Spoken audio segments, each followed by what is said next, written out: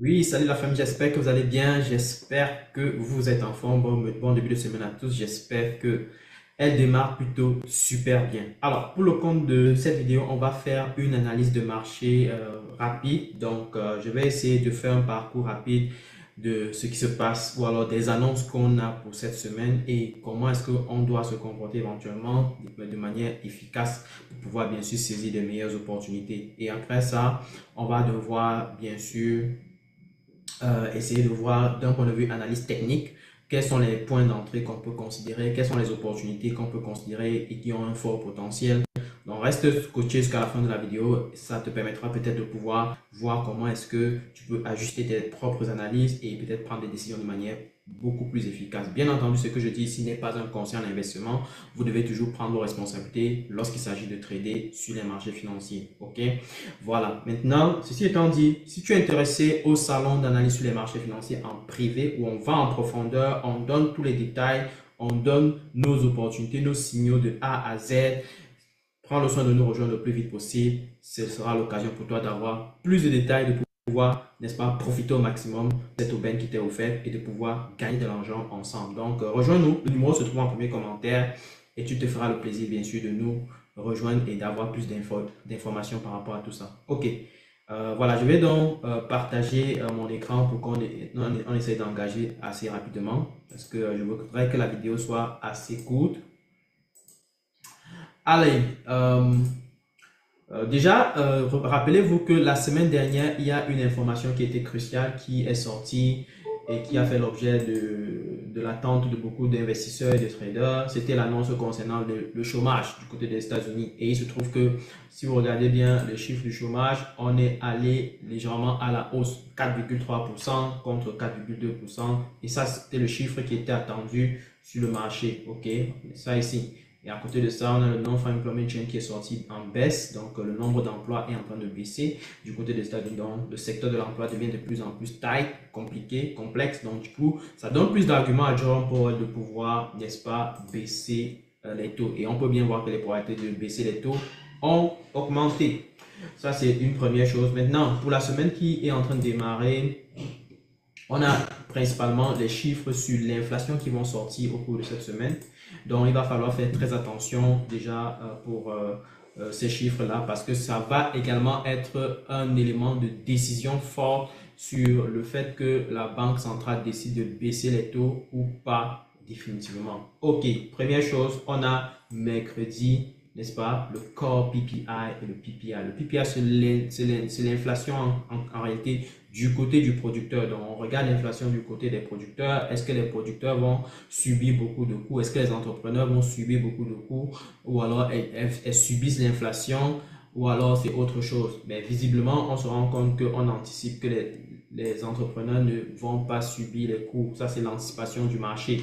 Mais est-ce que c'est ce qui va se faire publier? Si c'est véritablement à la baisse tel que le marché anticipe, alors là, ça va apporter encore beaucoup plus, on va dire, d'ingrédients pour que Jerome Powell baisse les taux d'ici la semaine prochaine. OK? Voilà. Et à côté de ça, il ne faut pas oublier le CPI. Le CPI qui est l'inflation, l'information de l'inflation le plus attendue. Donc, qui va réellement faire l'objet des attentes fortes. Donc, ce sera publié jeudi le 11 septembre. 11 septembre qui coïncide bizarrement avec le 11 septembre que vous connaissez des États-Unis. OK? Bref. Donc, du coup, ça voudrait dire qu'il faut s'attendre à des mouvements très très forts sur les marchés d'ici à jeudi. Ça, je peux le garantir, il y aura des mouvements brutaux sur les marchés d'ici à jeudi. Donc pour moi, il va falloir faire vraiment attention de la situation qui prévaut. OK? Visiblement, le marché anticipe une hausse de l'inflation à 2,9% contre 2,7% qu'on avait déjà le mois passé. Et si on passe à 2,9%, clairement parlant, ce n'est pas une bonne nouvelle. Ce n'est pas une bonne nouvelle. Il faudrait qu'on soit autour de 2,7, sinon en dessous de 2,7, pourquoi pas, pour pouvoir clairement envisager le fait que oui, John Paul a tous les arguments possibles, imaginables, pour pouvoir se permettre de baisser les taux. Donc voilà. Donc, c'est quelque chose qui est en attente forte, qui va être en attente forte. Donc, je pense que le marché va essayer d'hésiter un peu de la situation, de ne pas trop trader brutalement et de prendre vraiment beaucoup de prudence avant de s'engager sur quoi que ce soit parce que sinon, tout peut arriver et ça peut vraiment tout massacrer. Donc, du coup, c'est un peu comme le phénomène qu'on a vu ce vendredi. Vous avez vu, on a eu une petite hausse après une grosse baisse brutale et puis c'est remonté encore tout tranquillement, tranquillement. Donc, c'est des choses qui peuvent arriver très facilement pendant ces jours-ci. Donc, voilà pourquoi j'attire votre attention là-dessus et j'essaie de vous dire de ne pas faire du n'importe quoi. OK?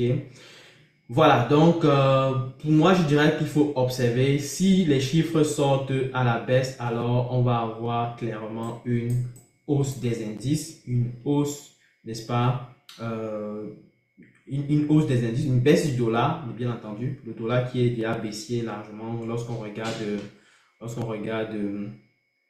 les chiffres, lorsqu'on regarde le DXY, l'indice du dollar. Donc, du coup, pour moi, il va falloir vraiment faire attention. OK? À côté de ça, pour la journée de vendredi, on a le Consumer Sentiment.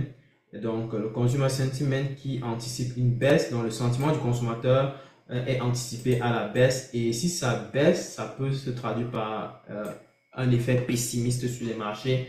Et donc, du coup, on peut encore avoir des indices qui vont baisser. On peut avoir encore un dollar qui baisse. Donc, voilà. Ceci étant dit, voilà un peu rapidement les éléments qui vont faire bouger les marchés. À côté de ça, bon, on a une annonce sur le taux de croissance du PIB du côté de l'Angleterre, c'est mensuel, donc ce ne sera pas un gros impact.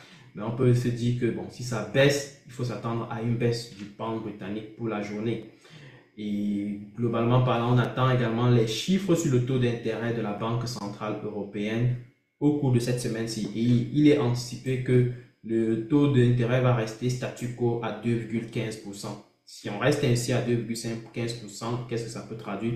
Ça peut traduire clairement une légère hausse de l'euro et sinon, si on baisse plutôt, ça peut traduire une claire baisse de l'euro. Donc, jusqu'ici, on anticipe un statu quo dont l'euro est beaucoup plus à même à aller à la hausse. OK? Voilà. Donc, ça, c'est ce qu'on peut donner comme information en ce qui concerne les annonces économiques. Maintenant, première chose qu'on doit faire lorsqu'on est sur nos graphiques, je vais aller rapidement regarder le VIX. OK? Le VIX. OK. Alors, le VIX reste sur cette zone critique. Ouais, on est clairement sur cette zone critique. Et étant sur cette zone critique là, vous voyez qu'est-ce qui s'est passé à chaque fois. Il y a eu des remontées. Donc, à chaque fois qu'on est venu sur la zone ici, on n'est pas descendu, on n'a pas cassé pour aller en bas. On est à chaque fois remonté. Donc, qui veut dire que on pourrait avoir une baisse des indices. Donc, si ça remonte, si le VIX monte, les indices baissent. OK, ça c'est clair. D'accord?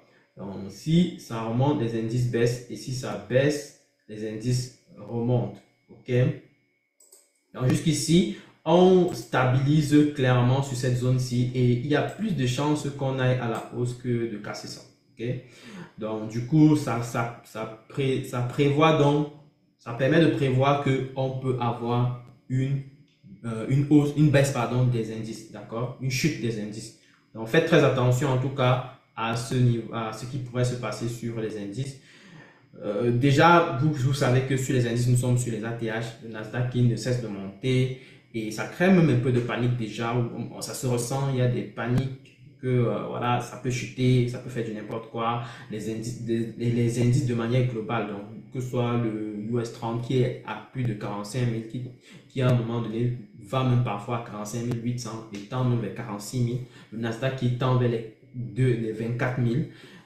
Voilà, ça crée un peu de panique. Le S&P 500 qui cherche les 6500. Donc, on voit bien que ces points d'ATH créent des hésitations sur le marché et donc du coup, ça pousse à réflexion et à hésitation clairement. Donc, du coup, si le VIX pourrait aller à la hausse tel qu'on est en train d'anticiper, qu'est-ce qui peut se passer avec les paires de devises? On peut avoir des chutes. là, sur le coup, le S&P 500 est vraiment quasiment sur son ATH. Et je dirais simplement que tel qu'on est sur l'ATH, il y a des chances qu'on chute. Et ce sera des chutes très brutales pour pouvoir au moins donner l'occasion à l'indice de respirer. Regardez comment on est monté depuis mai. C'est une montée parabolique. Okay? C'est une montée quasiment parabolique. Et on voit bien que le momentum est en train de se perdre. Parce que regardez, ça monte là, ce n'est plus une montée en flèche. C'est en train le momentum est en train de s'estomper. Donc du coup, je me dis qu'il y a des chances qu'on ait une respiration, une correction pour pouvoir reprendre la tendance haussière. Donc moi, je ferai très attention en tout cas à ce qui peut arriver, sachant qu'on est au mois de septembre, mois où tout est favorable pour que les indices chutent, les cryptos chutent, tout chute. Ok, donc je ferai vraiment très attention à ne pas tomber dans un quelconque piège. C'est vrai, on peut avoir des hausses, mais attention aux baisses qui vont venir, elles seront extrêmement brutales, un peu comme celles qu'on a vues vendredi dernier. Vous voyez, donc vendredi dernier, c'était la catastrophe avec les chutes. En une heure seulement, on avait fait des descentes de pratiquement 500 pips avec le US 30, 400 pips avec le Nasdaq. C'était énormissime. Donc, c'est pour vous dire que tout peut arriver en un claquement de doigts. Okay? Donc, pareil pour le Nasdaq. Pareil pour le Nasdaq. C'est vrai, on a des possibilités d'aller à la hausse, mais il faut se méfier parce que là, on est vraiment, là, on est sur le US 30, pardon. Là, on peut aller chercher plus bas avant d'engager, n'est-ce pas, la hausse. Si on va très rapidement à la hausse, c'est bien, dans la mesure où en tant qu'investisseur, on préfère toujours voir l'indice aller à la hausse. Sinon, c'est toujours bien que l'indice, après être allé trop haut, il faut qu'il respire, il faut qu'il corrige, il faut qu'il donne un peu plus de consolidation pour pouvoir avoir une hausse saine. Sinon, ça va dégonfler la bulle. À un moment donné, ça va être comme une bulle et il faut qu'elle se dégonfle. Vous voyez? Donc, c'est clair. Donc, du coup, jusqu'ici, on est vraiment proche des ATH et je pense que c'est des zones où les gens sont en train de paniquer. Là, on est en train de faire comme une correction, comme un triangle ascendant et ce n'est pas encore très clair. Moi, je pense qu'il y a des chances qu'on chute, tout comme on peut aller à la hausse. Donc, les deux possibilités sont envisageables. Et donc, voilà pourquoi, même si tu as des opportunités d'entrer à l'achat, tu prends ton profit et tu disparais très vite.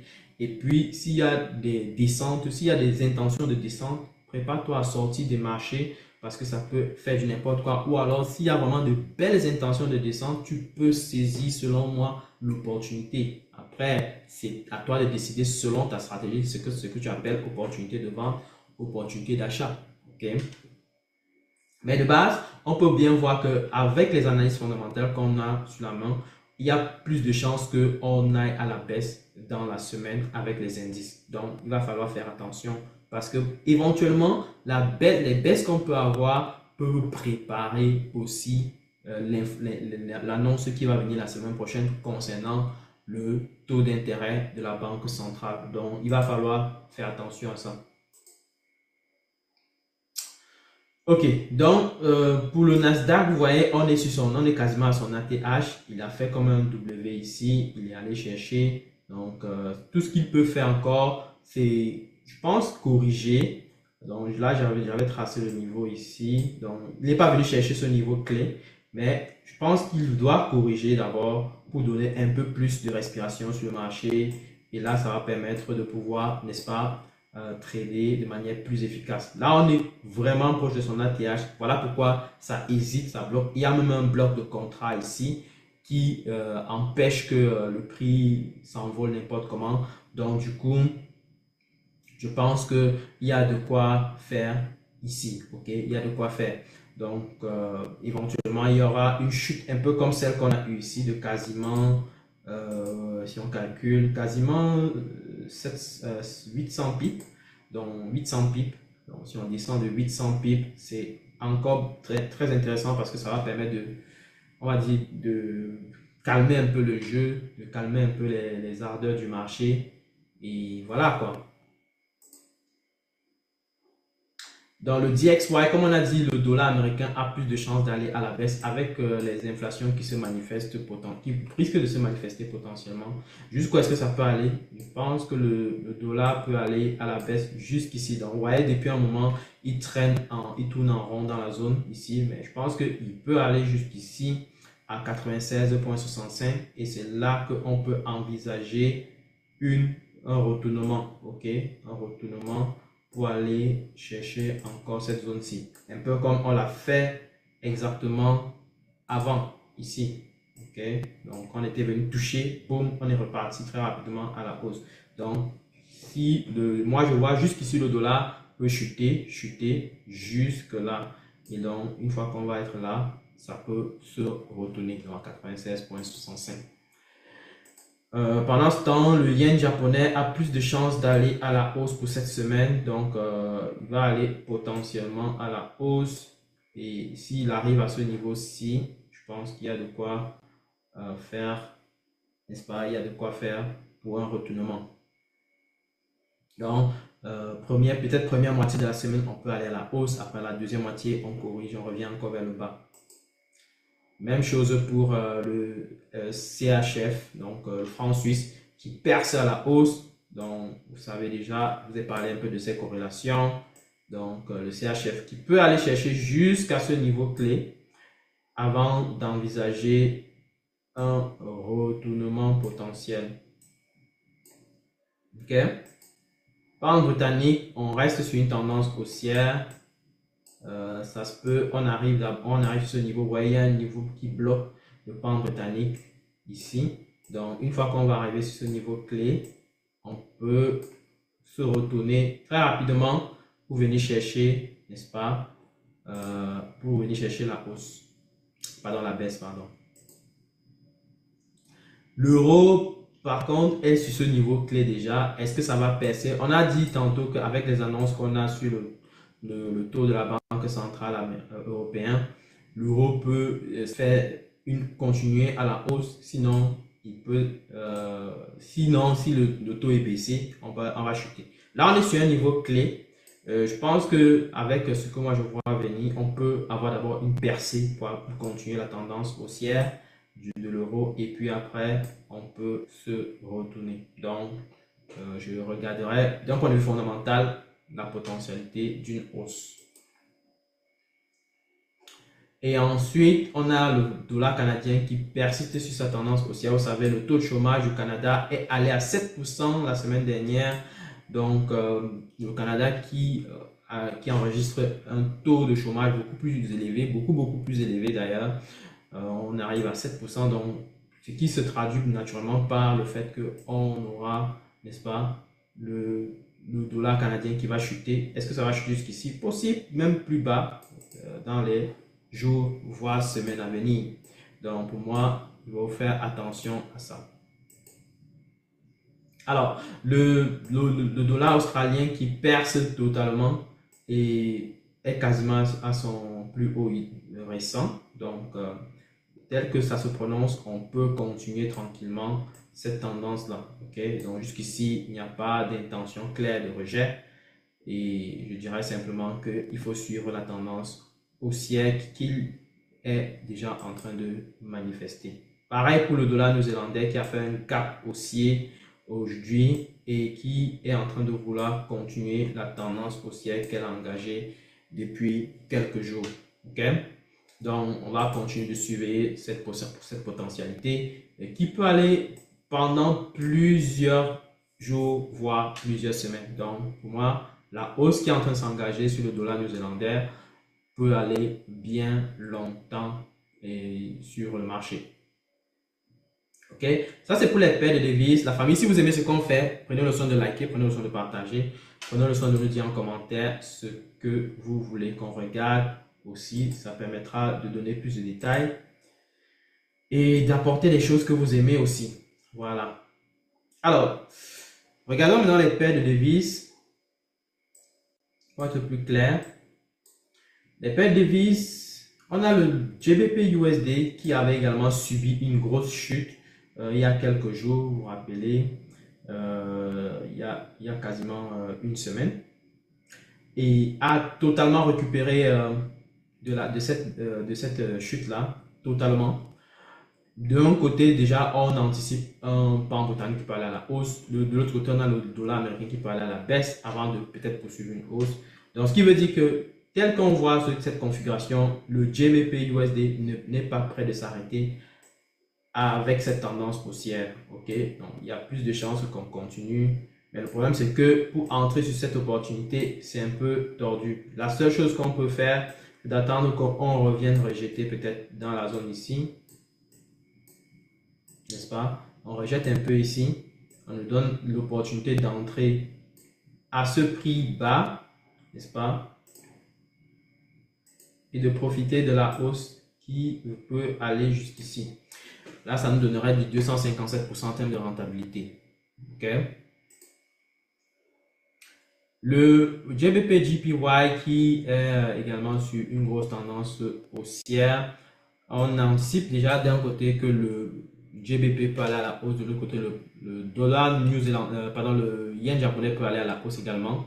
Mais comme on peut voir, on a une domination haussière du GBP, donc ce qui veut dire qu'on est principalement sur une tendance qui peut aller à la hausse. Ok, on est sur une tendance qui peut aller à la hausse. Donc pour moi, là, on est dans une zone de correction et je pense qu'on peut même entrer à la limite. Mais je serais méfiant. Pourquoi? Parce que là, j'aimerais avoir un peu plus de détails sur les rejets qu'on a dans la zone ici. Ça permettra d'entrer. Sinon, on attend la correction qui peut venir ici, n'est-ce pas? Une correction qui peut aller là. Et puis, ça nous donnera l'occasion d'entrer sur un meilleur prix. OK? Ça nous permettra d'entrer sur un meilleur prix. S'il ne fait pas ça, bon, là, on le laisse passer parce que c'est pas nécessaire de forcer quoi que ce soit. Ok. Là, pour la journée de lundi, il est allé très vite. Il a fait un gap haussier, donc ce qui fait que ça a créé une difficulté à pouvoir entrer dans le marché. Alors, USD JPY, on anticipe une baisse. Là, le marché a commencé à engager la baisse. Ok. Donc, le marché a engagé la baisse. Comment est-ce que ça va donner? Alors, pour moi, je pense que pour que l'opportunité soit très intéressante, il faudrait quelque part, de préférence, une correction ici, n'est-ce pas? Correction là-haut. Et là, ça permettra d'attraper toute la baisse ici. Ok? Toute la baisse ici. Ce serait puissant. Ok? Donc, ce qui donnerait quasiment du 450%, ok, ce qui est énorme. NZD-USD, là, on a foncé à la hausse dès le début de la semaine, dès le début du marché de la semaine. Et là, on est sur un niveau clé. On a dit tantôt que d'un côté, le dollar néo-zélandais va continuer sa tendance haussière. De l'autre côté, le dollar américain va continuer sa tendance baissière. Donc, du coup, je m'attends à ce qu'on va persister sur une tendance haussière ici. Ok, maintenant, comment est-ce que je vais trader ça? Moi, je pense qu'on doit attendre une correction. Là, on a fait une impulsion qui ne s'est pas arrêtée. Donc, pour moi, on arrive sur un niveau clé. Je pense que si on a une correction, avec le NZD-USD qui revient très rapidement quelque part ici et nous donne l'entrée, un rejet puissant avec pression haussière, là, ça nous donne une occasion d'entrer de manière efficace. On a également le AUD-USD qui a déjà cassé ce niveau et a l'intention de poursuivre sa tendance haussière, comme vous pouvez le voir. Là, du coup, je pense qu'on peut attendre la correction, encore une fois. On doit attendre la correction. Pour moi, cette correction-là peut venir quelque part ici. Et là, ça nous donne l'occasion d'entrer proprement sur le marché. Donc, on ne doit pas forcer quoi que ce soit. On doit attendre tranquillement qu'il nous donne cette occasion-là. S'il ne nous donne pas, bon, ok, c'est pas grave, on aura d'autres opportunités. S'il nous donne, ok, parfait, on ramasse. Là, le GBP USD sur une tendance baissière et d'un côté, on a le pound britannique qui est plutôt haussier et le NZD qui est haussier. Donc, on peut bien voir que jusqu'ici, c'est le dollar néo-zélandais qui est en train de dominer clairement cette monnaie. Le dollar néo-zélandais qui domine le pound britannique actuellement. Donc, ce qui fait qu'on a la tendance baissière qui est en train de se manifester. Donc, jusqu'où est-ce que la tendance baissière peut aller? Je pense que la tendance baissière peut aller jusqu'à éventuellement plus bas ici. Mais encore une fois, il faut une correction pour pouvoir entrer. Je pense que là, on avait fait la correction depuis vendredi. Et je pense que si on fait une mini correction quelque part ici,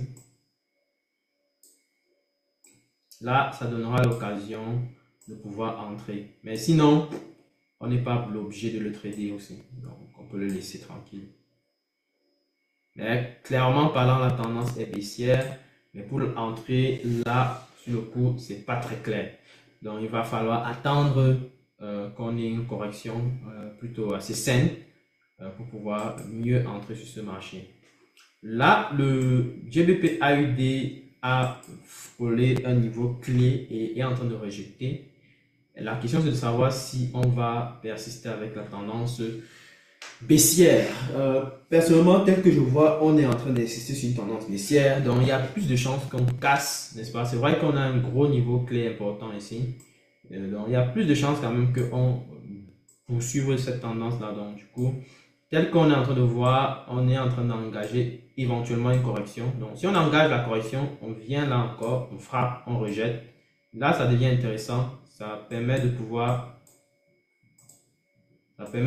entrer ici, ok, pour envisager la descente brutale qu'on peut avoir sur ce marché, ok. Donc, à suivre de près.